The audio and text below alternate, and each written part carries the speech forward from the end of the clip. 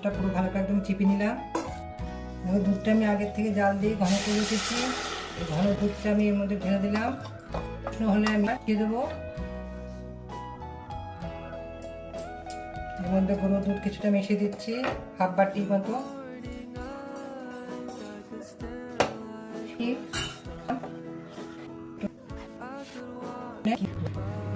এবার এটা মিশিয়ে দিচ্ছি। স্যাফরন দিয়ে রেখেছিলাম, ভিজিয়ে রেখেছিলাম। এর মধ্যে একটু এলাচের গুঁড়ো দেবো। চাটা একটু ঘন হলেই আমি এটা ঢেলে দেবো। দিয়ে নিলাম।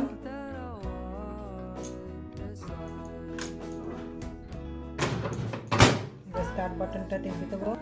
বেকড রসগোল্লা টিপে নামিয়ে নেবো। তো কমপ্লিট দেখো, তোমাদের সকলেরই ভালো লেগেছে। 8 থেকে 80 সকলেই পছন্দ করবে।